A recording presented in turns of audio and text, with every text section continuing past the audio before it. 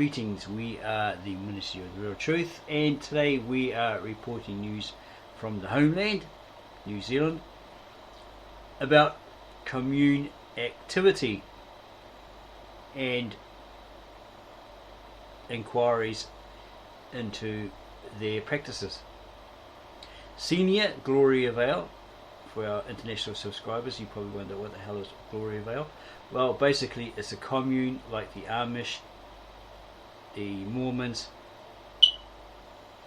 the Brethren, etc., that live as a commune, obey all the rules set by certain people or a certain leader or elder, and are punished or scolded, etc., for their rebellion against the laws or the rules set down by these leaders of these communes. A senior leader in the Christian commune of GloriaVale claims members choose to live a sharing communal life in the hope of perfect obedience to God. Peter Righteous, he's probably the top elder. The older elder probably stepped down. Peter Righteous, or retired. Peter Righteous appeared before the employment court on Thursday, which is considering whether GloriaVale residents are employees or volunteers. A group of leavers, those who want to leave, have lodged the case against the Attorney General and the community's leaders, arguing they are robbed of choice.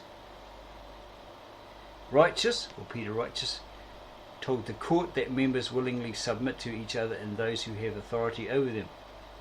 We seek to live a practical Christian life that mirrors life in heaven, where there is perfect obedience to God. As Jesus taught, we choose to deny ourselves, to esteem others better than ourselves, to walk in humility and put God and others first. We have come to see that self is the great enemy. When self takes control, it gives rise to strife, unhappiness, inequity, social justice, said Righteous, or Peter Righteous. And here is a former GloriaVale member, one of whom once their story is heard. She's either the daughter or granddaughter of the former leader, and apparently, according to her TED talk, she escaped or fled that commune. As a young teen, she received awards for at school, recognition, something like that, she was saying, and she wanted to share it with her grandfather or her father, whoever the older man was, and he just says, oh, who cares, basically. Women shouldn't be doing that anyway. It's not a thing that a woman should try and achieve, awards and stuff like that. So she was heartbroken and so forth, but she eventually left and lived the life that she felt she needed to live, and so forth. We can provide the video at the end screen so you can listen to her TED talk. We haven't actually done a video on her. We have to just go through the other videos that are gathering dust and find out and use it as the end screen. Okay, so let's have a look at this video and see what this lady has to say. GloriaVale's leadership has rejected claims of slave labour made by some former members of the West Coast commune. An employment court case is looking into whether those who live there are workers or volunteers. And as Ryan Boswell reports, it's the first time a GloriaVale leader has publicly addressed the concerns. Finally, those in charge of this very secretive community are fronting up. Our life together is completely voluntary. A senior leader at GloriaVale rejecting claims of slavery inside the commune as the employment court considers whether those who live and work here are volunteers or not. We choose to live a sharing communal life. This means that everyone's needs are met. No one has more and no one has less. The case centres on a document which members sign waiving rights to individual pay and legal protections. I was, probably the word to describe would be, say, terrified when I signed mine. Virginia Courage says she spent her life being coached.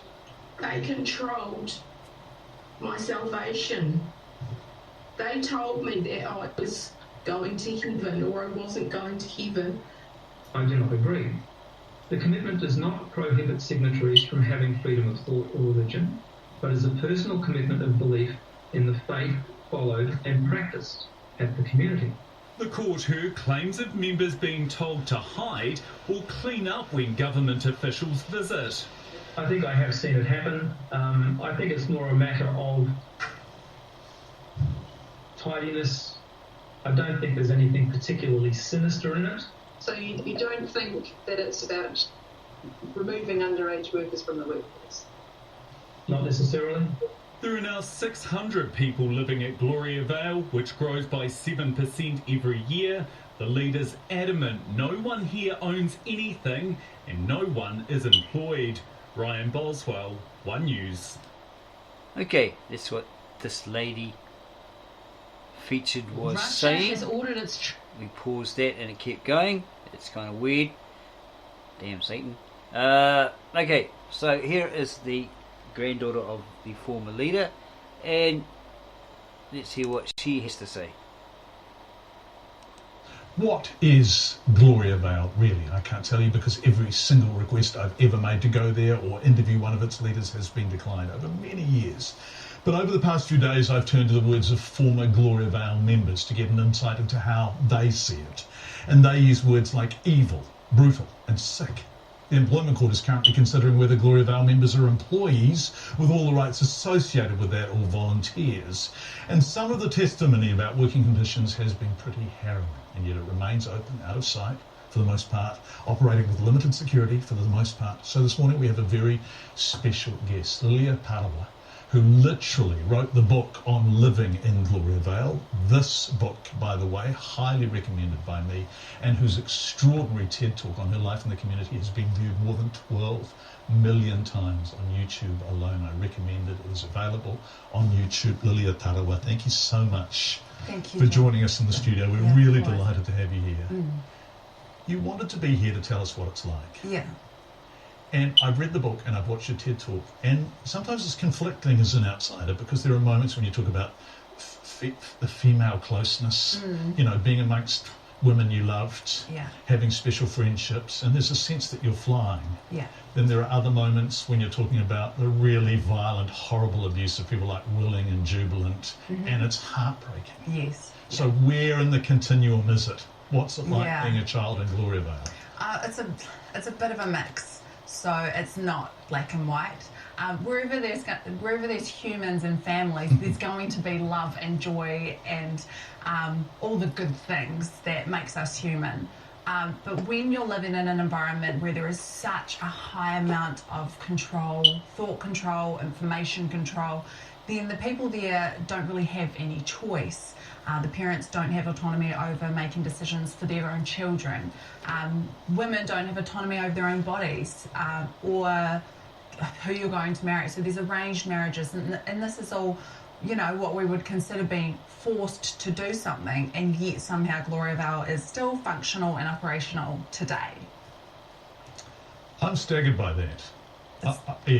Yeah, the both of us. It's horrendous that the government can allow this to continue.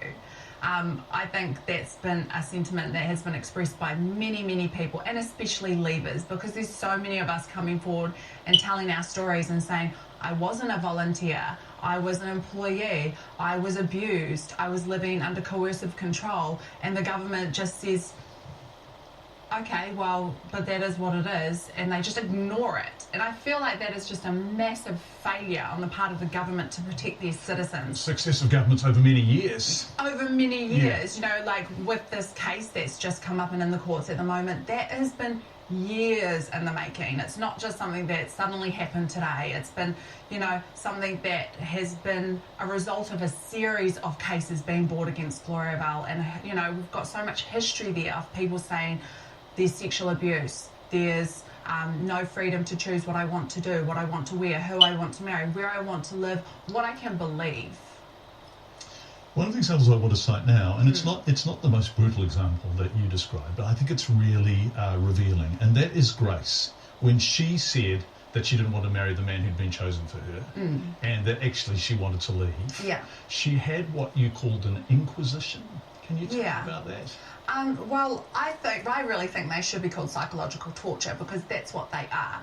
They're basically meetings where people who have disobeyed the leadership or are rebellious or think differently or have a different point of view will be put in a room for up to often like 8 hours and just totally grilled, where they are really like put down. These people are like exhausted at the end of it, they haven't eaten, and they're basically forced to like confess that they are evil and they're sinners and they have to submit to the leadership. And this happens like from a very young age too. So we've got teenagers going into these meetings and it can have devastating psychological effects on the people who endure this type of torture. So when she subsequently called her family afterwards and said, I want to stay in GloriaVale, would you regard that as free consent by her? Oh, no way, because like she called her family and asked them to take her out, and her family ended up contacting the police eventually to get her out. When you do call your family and you give this lip service, it's like, it's so that you can survive. If you don't work, you don't eat in GloriaVale. If you don't obey them, you get socially ostracised, you get publicly humiliated, you might get isolated in a hut across the river by yourself. So you do the things that you have to do to survive. Whether it's telling your family you're happy there, whether it's marrying someone you don't want to marry, you do these things to keep yourself alive. And I think choice, like when we talk about choice, if it was choice, then I wouldn't have found my friend hiding in a storeroom, crying and trying to pack her bags, run away in the middle of the night because she didn't want to marry this man. If it was a choice, that wouldn't have even happened. If it was a choice, Willing, who had done something like listen to the wrong music or be slightly rebellious or speak back to his dad, wouldn't have been severely thrashed in front of the class. No. Jubilant wouldn't, for being cheeky in a game of soccer, wouldn't have been bashed and kicked by your soccer coach. Yeah, of course. And if it was a choice, there would be options. So GloriaVale people have no options. It's either this way or that way. Yeah, it's a choice between your freedom or your family, your freedom or your home, your freedom or your life. So that's the situation that they are dealing with on a constant daily basis. And yet I know if the leaders were watching this, and I'm sure they will be, if not now, at some stage, they would say, no, these people choose to be here. They stay and they love it and they are happy and this is their lives. Yeah, and so this is what I would say to the leaders. You can't have it both ways because they force their members into signing a contractual agreement where those members give full authority over to the overseeing shepherd in GloriaVale. So how can you give full authority to someone else and still retain your choice? So the leaders have taken their choice away from them through this document, which is legally binding for those people, so they can't say that these people still have choice because it's literally written there in the document. How the hell is this still happening? Lydia, I mean, I come at this from a liberal journalistic perspective, so, this isn't my lived experience. But is it because it's out of sight, out of mind? Is it because it's kind of in the middle of nowhere on the West Coast? Why aren't we doing a better job in enforcing the standards and choices in GloriaVale that the rest of us have? I really think that the government is responsible for that. Like, GloriaVale people are citizens, and I do feel that the people of New Zealand like to think of GloriaVale as being something else. But GloriaVale is a part of New Zealand, and the people there they deserve to enjoy the basic freedoms that you and I now enjoy in our lives today. But the government has looked at it and gone, well, we can't interfere because it looks okay on the outside. And they need really good evidence to change the way that things are being done at GloriaVale, which is what we're fighting for in courts now. One of my favourite of your stories, and you are a brilliant storyteller, a brilliant writer, and highly articulate, is the story of you when you were 6 years old. It's a beautiful story, and your teacher said, what a remarkable girl this is, and she will be a leader one day. Yeah. And then you were humiliated in front of everyone and told off because you were the kind of woman they didn't want. Yeah, so like what messaging does that send to children and other girls? Not just me, but all of the girls in my community who are hearing, okay, we're not allowed to get good grades, we're not allowed to be seen as having leadership skills. This is going to happen to us if we act like her. I need to point out that the reason this is my favourite story is because look at you now. Thank you. Smacking it out of the park on the leadership. Yeah. And that tells a story, doesn't it? I think so. How much did you have to overcome to be who you are? How old are you now? Yeah. I'm 31 now. So it's a long old journey to get to this point, isn't it? It is. Lots and lots of therapy. Lots of self-exploration. But I think being able to share my story was massive for me. And just being able to give the people who come from GloriaVale and who come out of these abusive, high-control religious communities the opportunity to tell their story and to have New Zealand listen to them. And that's why, you know, we're taking it to court because we want our stories heard, we want them legally to be acknowledged, and we want change. Because you want change. You don't want it closed down, do you? You're not, no. But you want change, meaningful change, yes. So that there is real freedom and real choice and real control. Absolutely. We don't want these people ripped out of their homes. We don't want families torn apart because that's what's currently happening. We want there to be changes. We're not asking for much. We're asking for basic rights. It's fair remuneration, safe working conditions, no child labour. We want to feel that we have a choice to believe what we want, to dress what we want, and to still maintain contact with our families. We don't want to get our families taken from us. That's all that the people in GloriaVale are asking for, and it's everybody in New Zealand gets to enjoy that. Lilia Tarawa, and I just want to spell your surname for our viewers, Tarawa, so that they can find your book or find your TED Talk, because they will continue, I know, to be inspired by you. And I know this is the end of your TED Talk, so I'm stealing your pitch. How right was that teacher? Yeah. When you were sick. So right. Thank you, Lilia, for coming in. Thank you so much. And thank you for speaking truth on behalf of some of the people who Yeah, of course. Thank you, John. Appreciate it. Okay.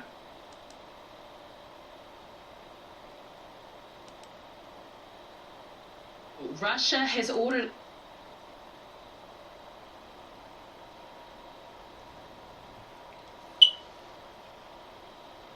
What a brilliant story. Of course, the reporter was John Campbell. Great guy. Met him on a train once. Asked him about Brian Tamaki, being a relation. And he was pleasant enough to say a few words and indicated that he was with his grandchildren. So I respected that and left him alone after that. Got the answer I was looking for and I was happy, so then left him alone. I was on my way to a job that I was doing out Otahu area at the time. Great guy. And watched the TED Talk of the lady Lydia or Leah Tarawa, and wow, it's really eye-opening. So if you enjoyed this short video, please subscribe to our channel, The Ministry of the Real Truth. Give us a like, add your comments in the comment section below, and then share this video with all your family, friends, and those who know of people who are stuck in these communes, these cults, these sects, these movements, and they're being forced to follow, obey, etc., who are really wanting to get out. We have other articles where the question is asked, or stated, is a statement, former GloriaVale member calls it brutal control regime. A former GloriaVale member struggled to hold back tears on Wednesday as he described the West Coast commune as a brutal control regime. Faithful disciple is giving evidence in an employment court case to decide whether GloriaVale residents are volunteers or not. Where do they get these names from? Last year, the Labor Inspectorate ruled out investigating claims of long working hours, pointing to paperwork showing residents gave service to the community without the expectations of being paid as individuals. Disciple was born and raised at GloriaVale and said the strong system of corporal punishment, much like a military boot camp, began in primary school, creating a lifetime conditioned response to authority. The techniques used included strapping until 2015 standing on the stage and being publicly shamed and also not being fed. The disciple said, those in GloriaVale are akin to slaves. Like slaves, we did not choose the life, and like slaves, it appears the government is not prepared to assist in the provision of at least the minimum employments and freedoms enjoyed by the rest of New Zealand. The disciple told the court at 17 he was made to sign a document to submit to the total authority of the overseeing shepherd. The consequence of this is that you work with the expectation they will provide you with food, accommodation, clothing and anything else they consider as being suitable for the essentials of life. And you can read more. Are GloriaVale residents, employees or volunteers? You have no access to money. You are not paid a wage. In his case, he was never a volunteer but was working for his board and keep. After he was married, he was not only working for his board and keep, but also for that of his family, which at the time he left GloriaVale was a wife and 7 children. The disciple and his family tried to leave GloriaVale in 2015, but they were caught, pressured to stay and then monitored by the leadership. He was subjected to at least 20 disciplinary sessions with the servants and shepherds during his time at GloriaVale. The disciple said he would be taken into a meeting where he was harangued, shamed and put under severe mental stress until he would submit to their will. Read more. GloriaVale, not safe for children. Leavers Trust says. The hearing has been set down for 5 days and we'll also hear from GloriaVale leadership and the Labor Inspectorate. Okay. We have another article on this asking, are GloriaVale residents, employees or volunteers?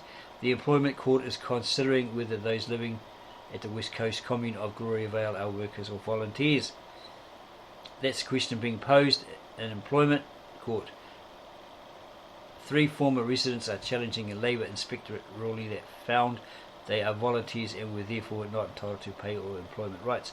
Documents signed by members suggest that they did not intend to enter into an employment relationship at the commune, which is the reason why the Inspectorate refused to investigate long working hours. Lawyer Brian Henry said members had to sign a declaration of faith and follow the rules without question. The advice doesn't provide an alternative. It's to sign or not sign, and these are people wholly dependent on the community at the time of the advice. They have a life of blind obedience, a life without basic human rights, a life where women have no voice, and it's absolutely no voice, said Henry. Hosea Courage, his names, who was born and raised at GloriaVale, told the court that he started working after school at 6 years old. He collected moss from a swamp and helped out in the gardens. Courage said refusing to do the work was not an option and working too slow got him into trouble. He was smacked with a shovel handle, denied food, being made to sit and watch the others eat. The ultimate, which he saw but was never objected to, was the shepherd and servants meeting where you were yelled at for 5 hours, Courage said. The court heard how some members were paid but that money was transferred to GloriaVale's bank account. At the end of the day,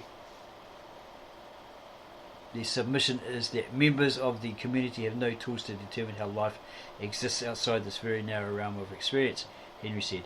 The hearing has been set down for 5 days and we'll hear from GloriaVale's leadership and the Labor Inspectorate.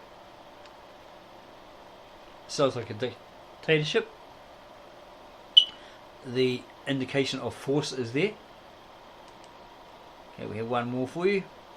Catholic Church abuse survivor says he adapted to abuse. A survivor of abuse endured while in the Catholic Church's care in Christchurch in the 70s says he adapted to the sexual abuse inflicted on him. Abuse survivor of Christchurch Catholic Church institution. Let's begin. Okay, they're inquiring about it. Survivors abused at the St John of God Brothers in Christchurch began giving evidence at the Abuse and Care Royal Commission on Wednesday. The hearing will run over 6 days in Tamaki Makaurau, that's Auckland, with the Catholic Church acknowledging the offending there against disabled boys was statistically more serious than any other Catholic institutions, with 144 people reporting abuse. It was just before Donald Koo's 10th birthday that he was taken to Maryland School. Yes, I've heard of that. I knew a guy called Ronnie, really lovely. I think he was maybe a Tongan guy. Yeah, he was from there. 48 years later, he finally had a chance to speak out about the horrific abuse he suffered. He endured it for 4 long years. You see, after a while, I started to adapt to the sexual things that happened at Maryland's. Was threatened by brother Bernard McGrath to keep quiet about what was going on. Once he took you to the hospital morgue as a way of silencing you, Koo said. King Clearwater, survivor and advocate, says New Zealand has to hear what happened, and the best place to hear it is from those it happened to. The St. John of God orders Australian leaders acknowledge brothers Bernard McGrath as one of Australia's worst child offenders, sex offenders. This is deeply shameful to the Catholic Church. Oh, no kidding, Sherlock. And it should never have happened, said Catholic Church Counsel Sally McKechnie. 25 other brothers and employees had allegations of abuse made against them too. Damn, it's a kiddie fest. Why was there such a failure to recognise harm? There is no doubt Maryland's was a very dark chapter in St. John of God's history, McKechnie said. Clearwater still supports many of the survivors and is demanding change. These are heinous crimes, to be sure, against disadvantaged boys. Sorry, anybody who continues to support the molesters, the soul stealers, child rapists. Shame on you, Clearwater told the Commission. He's calling for comprehensive support for the men who lost their childhood innocence at Maryland's. And there's a banner there if you want to talk to somebody, be you a male or a woman. Okay, male survivors Aotearoa or New Zealand. Helplines across New Zealand, males only. If you or someone else is in immediate danger, call 111 New Zealand. Right. Okay, so what's our point of all of this? We are asking, how the hell does all this go on? How do they get away with it? As they say, the government's not doing anything about it, whereas they should have laws, etc., in place, especially with communes, regular inspections, see what's going on. Maybe put some spies in there, pretend to be of GloriaVale, of the faction, whatever. It's good. This kind of thing happens a lot in these religious commune sex movements, organised religions. Okay. When's it ever going to stop? How do you change it? What are you going to do to change it? Going to have to speak up more. Make others more aware.